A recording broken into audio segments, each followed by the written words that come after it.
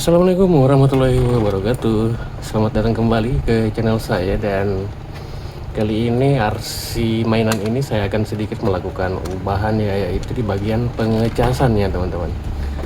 Karena kita sebagai orang tua merasa repot juga setiap baterai kehabisan, anak minta tolong, minta dicaskan lagi, atau mungkin anak kita sendiri yang akan mengecas. Itu repot ya teman-teman, karena harus cabut pasang dan sambung ke soket pengecasan lagi. Nah seperti ini ya baterainya teman-teman. Jadi kalau harus dicas harus dicabut lagi, dan itu saya rasa kurang kurang praktis ya teman-teman untuk pengecasannya. Jadi saya akan sedikit melakukan ubahan di sini untuk menambahkan pengecasan supaya bisa lebih praktis. Dan ini dia alat yang akan kita tambahkan di RC mainan ini ya. Di sini ada satu pasang jack DC.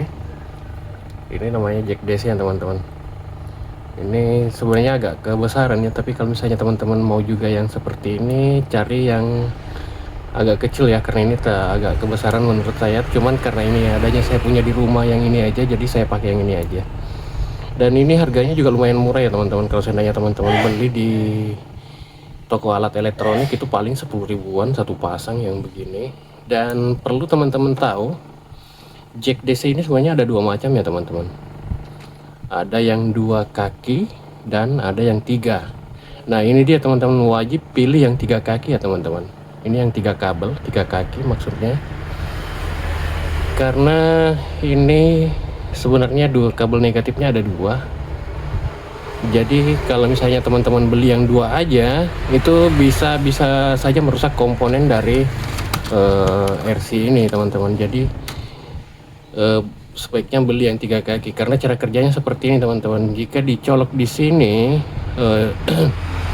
jika dicolok seperti ini jacknya ya, maka akan terputus dari jalur baterai ke PCB PCB receiver ya.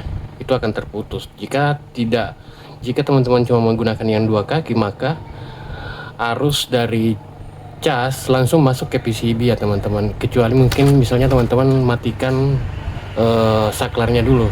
Tapi bagaimana kalau seandainya saklarnya lupa kita matikan, kemudian langsung colok ini gitu.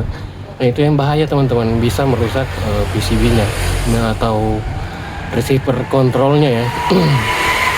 Nah kalau ini kan ada semacam switchnya di dalam ya teman-teman, jadi dia lebih aman lah. Nanti saya akan perlihatkan cara kerjanya di dalam ya. Ntar akan saya bongkar dulu RC-nya.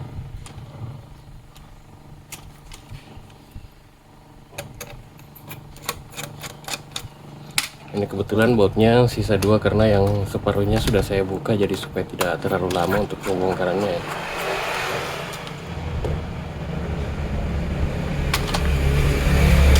Oke, kita lepas dulu kabel lampunya. Nah ini dia. Ini nantinya akan saya pasang di samping sini ya. Jadi atau di sini. Pokoknya yang penting di mana lah teman-teman yang nyaman tempatnya. Nah ini dia teman-teman, yang teman-teman harus perhatikan ya untuk pemasangannya ini. Oke, ini coba. Oh, memang harus diputus ya. Saya akan coba putus kabel dari baterai ke mesin ya. Ini kabel negatifnya saya putus dulu.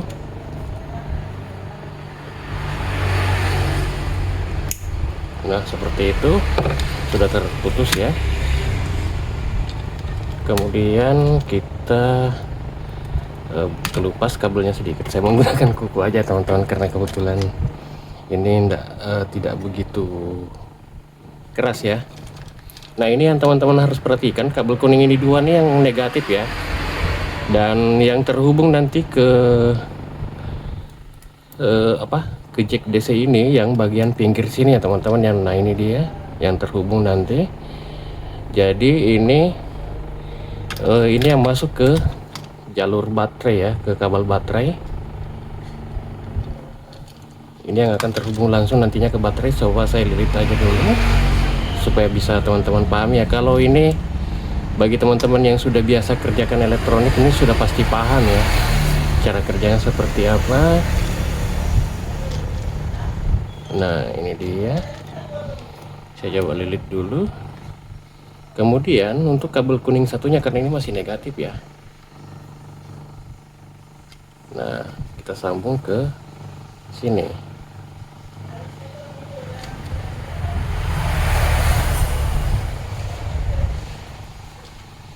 Nah untuk kabel putih ini positif ya teman-teman. Ini teman-teman mau sambung di sini, di tengah sini juga boleh, mau langsung ke sini juga boleh ya. Yang penting jangan yang di tengah ini, yang 4 pin yang dari baterai nih ya, kabel baterai ke sini. Nanti akan saya pasang di bagian sini. Jadi seperti ini cara kerjanya teman-teman. Jadi misalnya belum dicolok, kalau misalnya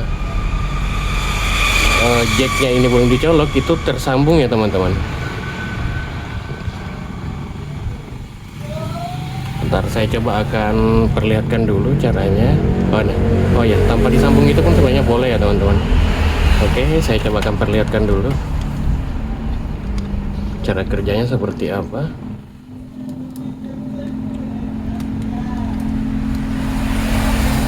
Karena ini lampu indikatornya harus dipasang dulu ya supaya teman-teman bisa lihat.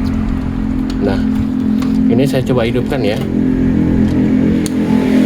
Nah teman-teman bisa lihat nih, maaf ya lampunya sih memang mati satu, jadi satu aja yang nyala. Ini jika sebelum dicolok itu nyala ya teman-teman. Dan begitu dicolok casnya, ini seandainya cas ya dicolok langsung mati, akan mati lampunya teman-teman, karena harus terputus gitu. Jadi ini aman walaupun misalnya posisi saklar RC ini dalam keadaan on ya, itu akan tetap aman karena terputus di sini gitu dia. Jadi arus yang masuk langsung ke baterai teman-teman, bukan ke sini. Karena kalau misalnya teman-teman cuma belinya yang cuma 2 pin, kemudian negatif positifnya langsung dipasang, akan masuk langsung ke sini ya teman-teman, ke PCB. Dan resikonya bahkan PCB-nya bisa rusak ya, karena dari baterainya sudah 3,7 volt ditambah lagi 5 volt, berarti 8,5 volt. Sedangkan daya maksimal yang boleh masuk di receiver ini cuma 3,7, itu dari baterai teman-teman. Oke, lanjut untuk pemasangannya ya. Saya rasa mungkin teman-teman sudah paham caranya. Ini saya colok lagi, mati lampunya, begitu saya lepas nyala lagi. Jadi dia berfungsi secara seperti saklar juga teman-teman. Oke, saya akan pasang dulu. Saya akan buatkan lubang untuk pemasangan ininya ya, pemasangan apanya nih, jack DC nya. Dan akan nanti saya rapikan juga kabelnya karena ini terlalu panjang juga. Oke, tonton terus video ini teman-teman.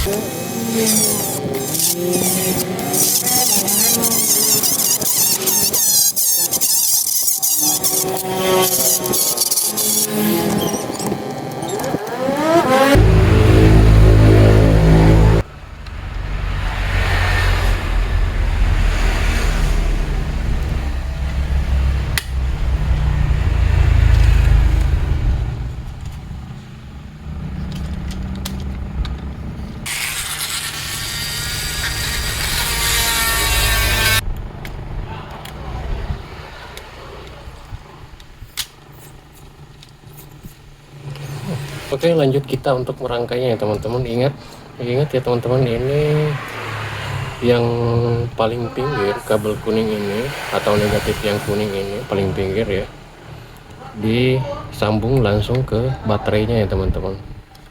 Nah seperti ini saya coba pasang dulu untuk isolasi bakarnya ya, supaya lebih aman. Nah ini disambung langsung ke baterai ya teman-teman.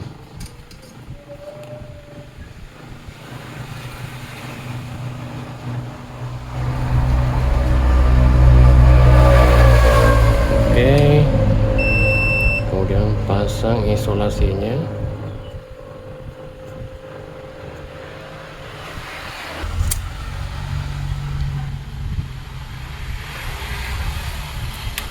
Kemudian untuk kuning yang satunya dipasang ke PC untuk jalur ke receivernya ya teman-teman.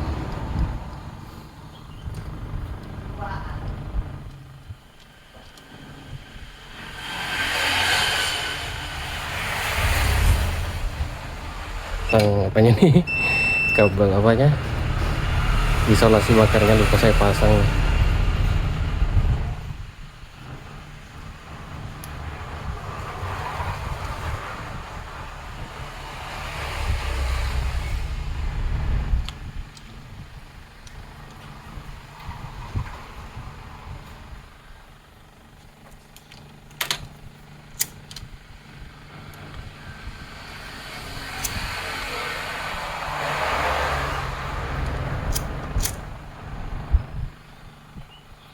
Dan untuk yang putih ini kabel positifnya ya teman-teman. Untuk kabel positif saya sambung langsung ke sini aja, karena sayang kalau mau dilukai lagi kabel yang dari baterai ini. Jadi saya sambung langsung ke apa ini, ke saklarnya aja ya teman-teman, biar lebih gampang. Ini untuk jalurnya yang paling pinggir ya teman-teman, untuk kabel yang paling pinggir disatukan.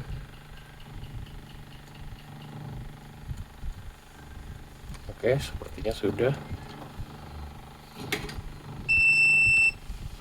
Nah, jika kondisinya seperti ini teman-teman bisa dihidupkan. Ini coba saya hidupkan dulu. Mana remote-nya tadi? Nah, ini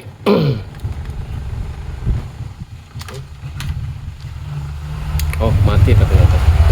Nah, ini dia. Bisa tetap jalan ya. Ini sudah saya pasang, bisa tetap jalan. Tapi begitu dicolok colokan DC nya ini, dia tidak bisa jalan teman-teman, karena otomatis jalur dari baterai terputus.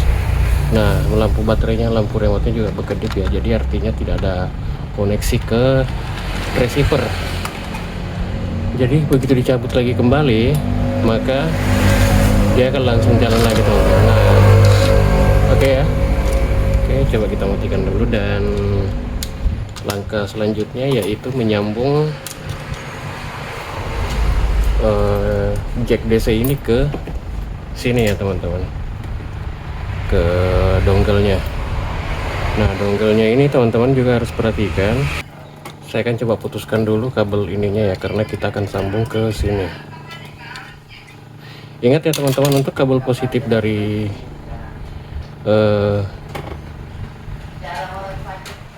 dongle cas ini, positifnya itu ada garis-garis putihnya ya teman-teman. Ini bisa teman-teman perhatikan ya, ada garis-garis putihnya. Sedangkan untuk negatifnya sendiri polos, hitam polos ya. Kalau untuk positifnya ada garis-garis putihnya ini, itu menandakan kalau itu positifnya teman-teman. Oke, kita potong dulu kabelnya. Dan untuk trik memotong kabel ini, usahakan jangan sama panjangnya teman-teman, jadi nanti tidak gampang konslet. Nah, biasa contohnya seperti ini, kemudian potong di bagian sini. Nah, seperti ini dia. Jadi supaya nanti kalau disambung kembali dia nggak gampang short teman-teman. Oke, ini dia setelah disambung ya teman-teman. Saya tadi maaf lupa saya nge-record cara penyambungannya ya. Tapi ini sebenarnya mungkin teman-teman bisa pahami aja. Ini saya pasang kembali juga untuk ke pengecasan baterainya langsung ya, karena kapan-kapan suatu saat nanti kita butuh ini juga ya teman-teman. Oke, coba kita tutup aja dengan isolasi bakar supaya lebih aman ya.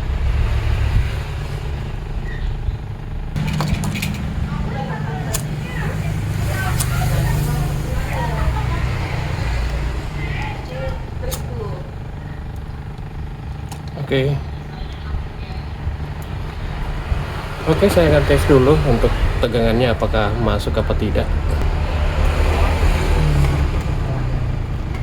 dengan menggunakan apometer digital ya.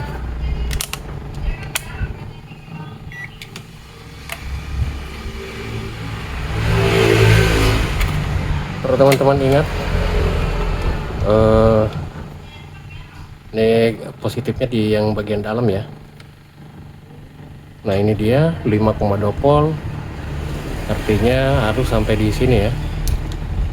Oke, bentar saya perlihatkan dulu untuk pengecasannya teman-teman. Oke, di sini saya akan melakukan pengetesan dulu untuk casnya ya.